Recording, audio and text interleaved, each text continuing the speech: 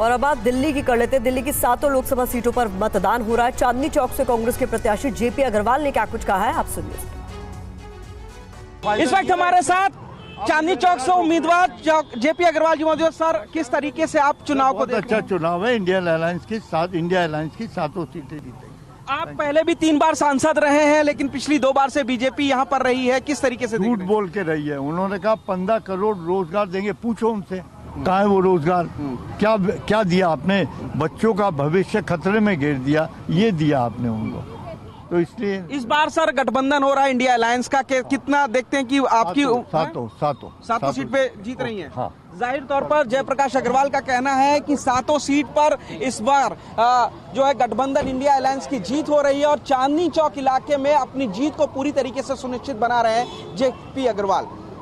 Cameraman Harish के साथ Puneet Sharma, TV 9 Bharatvarsh, Delhi. Congress के उम्मीदवार महाबल मिश्रा ने कहा, इंडिया गठबंधन 7 सीटों पर जीतेगा। मोदी की गारंटी जुमला है, केजरीवाल की गारंटी घर घर दिख रही है। तमाम बातें उन्होंने कही, जरा सुनिए। पश्चिमी दिल्ली से इंडिया गठबंधन के उम्मीदवार महाबल मिश्रा जी इस वक्त हमारे साथ मौजूद है। बातचीत करने के लिए सीधे बातचीत करते हैं। महाबल जी, आप वोट डाल के आए हैं अभी, किन मुद्दों को लेकर आप चुनावी मैदान में उतरे हैं? क्या मुख्य मुद्दे आपके रहने? मेरा विकास का मुद्दा, युवा को किस तरह से जॉब क्रिएशन होगा और पार्किंग का बताओ और यातायात की सुविधा कैसे होगा, उस पर हॉस्पिटल और स्वास्थ्य के लाभ के लिए संख्या के आधार पर और हॉस्पिटल बनाने की बात कर रहे हैं। लगातार सभाएं की गई, रैली की गई, कितने कॉन्फिडेंट हैं आप? 110% कॉन्फिडेंट है। जनता चाहती है, जो काम किया काम करेगा, जन जन का सम्मान करेगा। महाबल का लाओ और क्षेत्र का विकास करेगा। बीजेपी का बात कर लें तो कमलजीत शेरावत जी आपकी टक्कर में है। कितनी बड़ी चुनौती समझ रहे हैं या फिर कितना कॉम्पिटिशन है? मेरे टक्कर में कमलजीत शेरावत का, मेरे टक्कर में तो मोदी है। वो मोदी के नाम से वोट मांगती है, अपने नाम से तो वोट मांगती नहीं है। तो मोदी के नाम से जो वोट मांगती है, अपने नाम से वोट मांगे, छोड़ दे मोदी का नाम लेना। अपने नाम से मांगे, वो अपने नाम से वोट मांगे, तब पता चलेगा जो कौन कितना पानी। तो इंडिया गठबंधन को कितनी सीटें देते हैं? 7 सीटें आ जाए। तो आम आदमी पार्टी के उम्मीदवार महाबल मिश्रा अपनी जीत का दावा कर रहे हैं, लेकिन इस बीच दिल्ली की चांदनी चौक सीट से बीजेपी के उम्मीदवार प्रवीण खंडेलवाल ने अपनी जीत का भरोसा जताया। उन्होंने क्या कुछ कहा, जरा सुनिए। इस वक्त हमारे साथ प्रवीण खंडेलवाल जी मौजूद हैं, जो अपने परिवार के साथ वोट डालने आए हैं। सर, सबसे पहले चाहूंगा कि आप अपनी वोटिंग की ये निशान दिखाएं। मैम, आप भी प्लीज एक बार निशान दिखाएंगे। पत्नी के साथ और माता जी के साथ प्रवीण खंडेलवाल जी चांदनी चौक से लोकसभा के बीजेपी के उम्मीदवार हैं, वो यहाँ पर पहुंचे हैं, वोट डाला है परिवार के साथ मिलकर। सर, बड़ा कांटे का टक्कर कहूं या ना कहूं, ये आप बताइए, कितनी जीत अपने प्रतिशत सुनिश्चित मानते हैं? ना कोई कांटा है और ना कोई टक्कर है। चुनाव हम जीत रहे हैं। मेरे कार्यकर्ता बड़े आराम से कहते थे कि क्यों पड़े हो चक्कर में, कोई नहीं है टक्कर में। सर, ये बताइए कि पिछली 2 बार से भी बीजेपी की ये सीट रही है, यहाँ पर विनिंग हुई है, लेकिन कैंडिडेट इस बार बदला है, आपको चुनाव मैदान में उतारा गया है। इसका कुछ फायदा आप देखते हैं, आप अपने पीछे पुराने काम को देखते हुए? पार्टी का जो भी निर्णय होता है उसका हमेशा फायदा मिलता है और इसका भी फायदा भाजपा को भी मिल रहा है, मुझे भी मिल रहा है और मेरे क्षेत्रवासियों को भी मिलेगा, ये मेरा विश्वास है।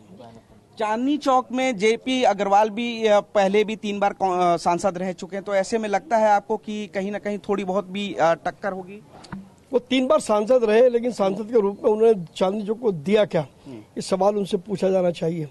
दूसरा, वो बहुत बुजुर्ग नेता है, मैं उनका सम्मान करता हूँ, लेकिन जिस पार्टी से वो चुनाव लड़ रहे हैं उस पार्टी की हालत बड़ी टूटी फूटी है। 130 साल पुरानी पार्टी, 10 साल पुरानी पार्टी, जिसके नेता अरविंद केजरीवाल ने पानी पी पी करके गाली दी थी, जो ऑन रिकॉर्ड है। और कांग्रेस की मजबूरी देखें कि उसी पार्टी की बी टीम बनकर के वो चुनाव लड़ रहे हैं। पता है, उन्होंने कमजोरी पहले ही अपनी बता दी है कि वो कमजोर है और कमजोर के साथ कभी भी दुनिया नहीं खड़ी होती, ये सत्य है। दिल्ली की 7 लोकसभा सीटों पर इस वक्त मतदान जारी है, वोटिंग जारी है। यमुना विहार का रुख कर लेते विवेक शर्मा हमारे साथ वहां से जुड़ रहे हैं। विवेक, इस बार कौन से मुद्दे प्रभावी नजर आ रहे हैं, बात करें जमीनी स्तर पर? तो देखिए, बात की जाए तो इस वक्त हम यमुना विहार इलाके में मौजूद हैं और ये वोटिंग सेंटर के अंदर की तस्वीरें आप देख सकते हैं कि यहाँ पर लोग जो है वो वोट डालने के लिए पहुंचे हैं। काफी लंबी कतार जो है वो यहाँ पर देखने को मिल रही है। लोगों से ही बातचीत कर लेते हैं कि आखिरकार किन मुद्दों को लेकर वो वोट करने के लिए आए हैं। सर, किन मुद्दों को लेकर आप वोट करने आए हैं? हमारा मुद्दा इस देश के हित के लिए है। इस देश में धर्म का राज हो, इस देश में विकास हो, जो हमने 10 सालों से महसूस किया। हमारे मन ने इस बात की गवाही दी है कि 10 साल के अंदर हमारे देश का जो विकास हुआ है वो आगे भी होता रहेगा। सर आप किन मुद्दों को लेकर वोट करने के लिए आए हैं? देश हित में वोट करने आए हैं। आप किन मुद्दों को लेकर वोट करने आए हैं सर? देश के विकास, देश की सुरक्षा, फाइनेंशियली इंडिया जो है एक पावर बने, नंबर 2 पे नंबर 3 पे पहुंचे, और ये हमारे मुद्दे हैं। सड़क, हॉस्पिटल, शिक्षा, इकोनॉमिक विकास, इन यही मुद्दे हैं हमारे। आपसे पूछूंगा सर, किन मुद्दों को लेकर आप यहाँ पर वोट करने के लिए आए हैं? देश हित के लिए। फर्स्ट टाइम वोटर भी यहाँ पे मौजूद है, उनसे भी बातचीत कर लेती हैं। फर्स्ट टाइम वोट करने आए हैं आप, कितनी एक्साइटमेंट है और किन मुद्दों को लेकर वोट करने आए हैं आप? एज ए यंगस्टर मेरे 3-4 ही मुद्दे रहेंगे। जो फर्स्ट रहेगा एम्प्लॉयमेंट, क्योंकि मैं इस एज में हूँ कि मैं चाहूँगा कि मेरे दोस्तों और मेरी एम्प्लॉयमेंट सुरक्षित रहे, और दूसरा नेशनल सिक्योरिटी और एजुकेशन। ये 3 मुद्दे मेन रहेंगे जो मैं फर्स्ट टाइम वोटर अपने मुद्दे एक्सरसाइज करना चाहूँगा। देख सकते हैं युवा जो है वो भी बता रहे हैं। सर आपसे पूछूंगा, किन मुद्दों को लेकर आप वोट करने के लिए आए हैं? विकास होना चाहिए देश का अच्छे से, सुरक्षा रहनी चाहिए सबको, देश की प्रगति होनी चाहिए।